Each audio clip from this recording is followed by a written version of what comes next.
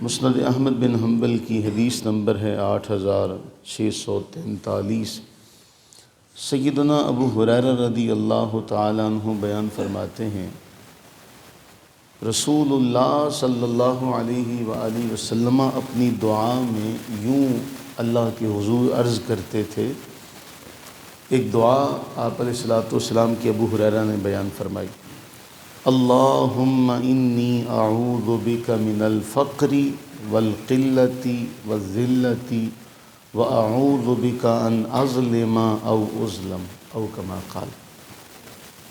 اے اللہ، میں فقر سے تیری پناہ چاہتا ہوں، میں قلت سے اور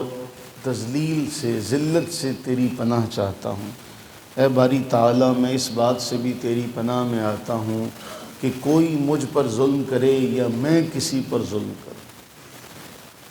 اے اللہ، میں فقر سے، قلت سے، ذلت سے، کوئی مجھ پر ظلم کرے یا میں کسی پر ظلم کروں، میں ان سب باتوں سے تیری پناہ میں آتا ہوں۔ اب آپ دیکھیے گا، محدثین اس کی شرح یوں کرتے ہیں کہ فقر دو طرح کا ہوتا ہے۔ ایک فقر ہوتا ہے کہ انسان مال کے اعتبار سے کمزور ہوتا ہے، اور دوسرا فقر یہ ہوتا ہے کہ انسان دل کا فقیر ہوتا ہے، کہ اس کے دل میں حرص، ہوس وہ ہمیشہ بہت زیادہ رہتی ہے۔ تو محدثین کہتے ہیں یہاں رسول اللہ صلی اللہ علیہ وسلم نے دونوں فقر سے پناہ مانگی ہے، کہ مال کی بھی تنگی نہ ہو، لیکن جو زیادہ ہے وہ دل ہے، کہ بعض اوقات دل کا انسان غنی نہیں ہوتا۔ جو دل کا غنی نہیں ہوتا وہ مالدار بھی ہو تو وہ مالدار، جس طرح نبی علیہ السلام نے ارشاد فرمایا تھا، اس کا مفہوم شیخ سعدی رحمہ اللہ نے، شیخ عطار نے، کہ تونگری بدل است، کہ جو مالداری ہے وہ دل کی مالداری ہے۔ مال سے کوئی مالدار نہیں ہوتا، دولت سے کوئی غنی نہیں ہوتا، غنی ہونا تو دل کا غنی ہونا ہے۔ تو نبی صلی اللہ علیہ وسلم نے فقر سے پناہ مانگی ہے، کہ فقیری بعض اوقات بعض روایات میں یوں کہا گیا کہ کاد الفقر ان یکون کفرا، کہ بعض اوقات فقیری جو ہے، تنگ دستی جو ہے، انسان کو کفر تک لے جاتی ہے، کیونکہ وہ اللہ تعالیٰ کی ناشکری پر اتر آتا ہے۔ اس لیے نبی علیہ السلام نے ایسے فقر سے جو اللہ کی ناشکری تک لے جائے، جو کفر تک لے جائے، اللہ کے نبی علیہ السلام نے ایسے فقر سے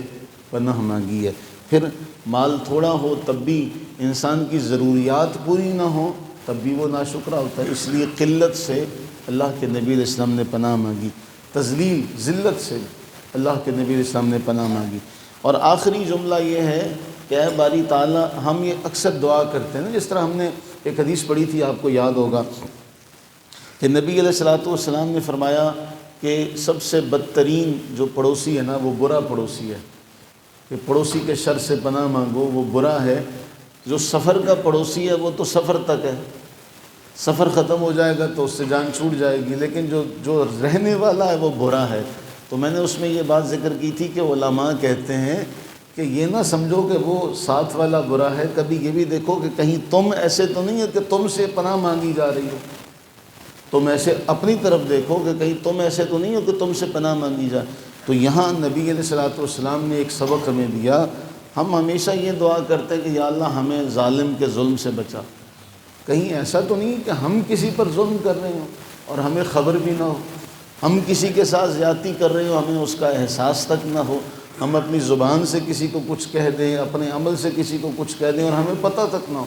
تو نبی علیہ السلام نے دعا کتنی حسین انداز میں مانگی، اے اللہ، نہ کوئی مجھ پر ظلم کرے، نہ میں کسی پر ظلم کروں۔ بعض اوقات انسان نا سمجھی میں، نادانستگی میں کچھ ایسے جملے، کچھ ایسے معمولات کر جاتا ہے کہ اگلے کے ساتھ زیادتی ہو جاتی ہے۔ تو حضور علیہ السلام نے ہمیں تعلیم دی کہ دعا مانگے، یا اللہ، نہ میں کسی پر ظلم کروں، نہ کوئی مجھ پر ظلم کرے، یعنی کوئی ظلم کرے اس سے تو پناہ مانگنے کا حکم ہے ہی، خود کے لیے بھی دعا مانگی جا رہی ہے کہ کہیں ایسا نہ ہو کہ میری زبان سے، میرے قول سے، میرے فعل سے کسی کو کوئی تکلیف پہنچے۔ اللہ سے دعا کریں کہ اس خیر والے وقت کا، اس خیر والی جگہ کا صدقہ اللہ تعالیٰ اس دعا کو ہماری اور ہماری نسلوں کے حق میں مقبول و منظور فرمائے۔ آمین ثم آمین۔